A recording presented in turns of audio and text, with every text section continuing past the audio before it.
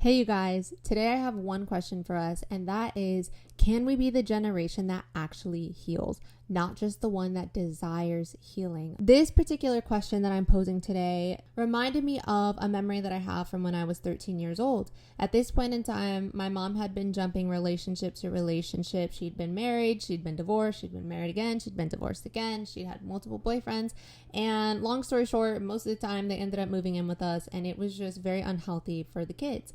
So what happened is she had just gotten out of a relationship. I'm sitting in the car with her. I'm in the passenger seat. She's telling me about this new boyfriend that she has and, that he's getting ready to move in with us and da-da-da-da. And I'm like, I just remember there's something in my spirit that wanted me to ask her, like, Mom, can you please just take a break? Can you please just go to therapy and do some healing and work on the things that you've known you've needed to heal for a long time? And so I'm telling her this, her baby, 13 years old.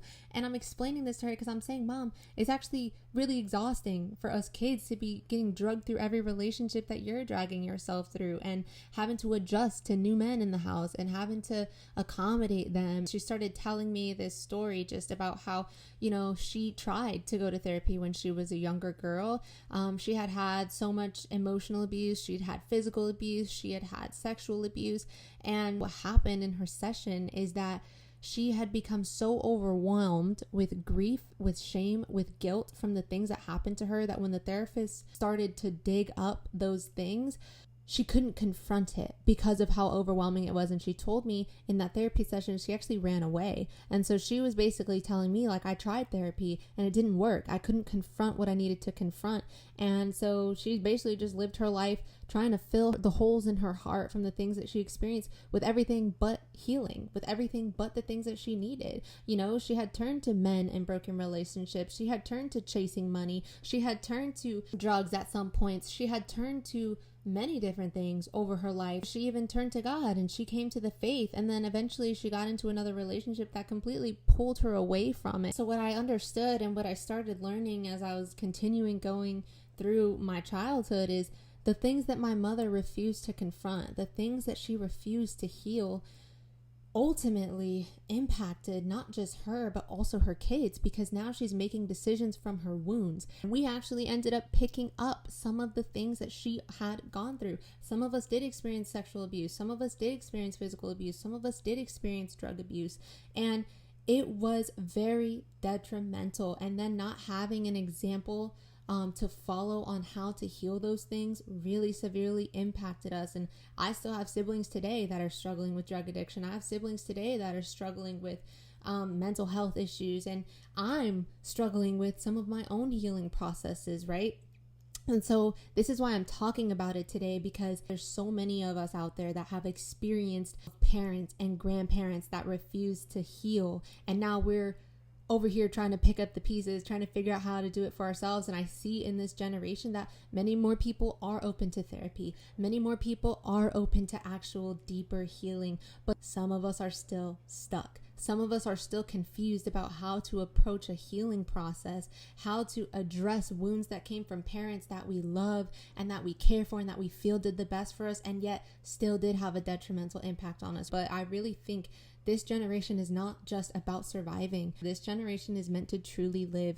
And I really feel God is asking, can we truly be the ones that heal? Can we truly be the ones that do the work? Can we truly be the ones that confront our traumas? Because I think for our parents' generation, for our grandparents' generation, it's true. They didn't really deal with those things. They just shoved it under the rug. They just kept it pushing. What's sad is that the impact of, my mom and her not healing over the years, it actually did end up to her committing suicide down the line. And it was so crazy because a month before she passed away, she had actually started going to therapy. And it was so sad because I felt that there was just something that the enemy tried to convince her of, that healing wasn't for her, that she was never going to be able to confront it, that she was never going to be able to face it and to get rid of the feelings of shame and guilt. But that is such a lie. And I know because I am walking it out right now. I know because I am doing the work to heal. And honestly, yeah, I have to fight those feelings of shame and guilt too. I have to fight those feelings of not feeling like it's ever going to work out. But I know God, and I know that He promises to heal. I know that he promises to be with us. He promises to bring peace and comfort, but it requires active participation. And what I believe, honestly, for my mom is that when she was in the faith and she was following the Lord before she got pulled away from it, I believe that he was starting to do a deeper healing work in her, but it required her to confront some things that she could not confront, the same way that the therapist had asked her to confront some things that she couldn't confront, because that's the thing with God, is it is a partnership. It is active participation in your own healing journey. He will examine you, but you have to sit long enough for him to do it. He will speak to you about the root causes of things, and you have to be willing to address them. And so for those of us that have like mother wounds and father wounds and just wounds from family and things that are so uncomfortable, it's like we have to be able to acknowledge what happened and where that all came from. And it's not that I'm saying, oh, you need to put everything on blast and throw everybody's dirty laundry out there. Just saying that at least at a minimum, we have to be able to acknowledge the things that happen. And yes, we can acknowledge that we love our parents, that they did the best for us. And we can also acknowledge when things happened that detrimentally impacted us. And it's not dishonoring them to understand the pain and the wounds that may have been caused by the same parents that you love. Two things can be true at once: that you love them and that you were harmed by them or some of their decisions, right?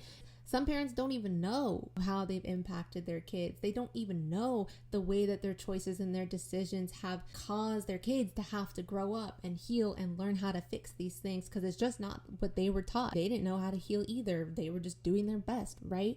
But at the end of the day, we have to be able to confront trauma and the wounds in order to actually receive the healing. And so that's my question for us today is, can we be the generation that actually heals, that doesn't just desire it, but plays an active part in letting the Lord heal our hearts? The same way that you would go to therapy, be vulnerable, be open, be honest about what you've been through, and then apply the techniques, because that's how it works, is the same way that you would have to go to Jesus. Be honest, open, and vulnerable about what has happened to you and allow him to show you the root. Allow him to show you what's really happening. Allow him to show you how the healing process will work, and then apply the things that he's telling you to apply. And the same way with a book, if you'd read a self-help book, it won't work unless you actively apply it in your life.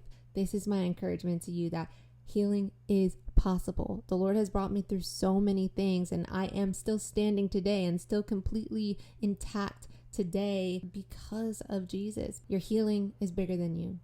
More people depend on it than you know, and we want to be prepared to be able to raise up a generation that, at least if they do go through things that are hard, that are difficult, because they will, they at least know how to navigate them. They at least know how to go about healing processes and overcome this daunting task of confronting pain, confronting trauma, confronting wounds, and actually doing the work. This is what Working While Wounded is all about.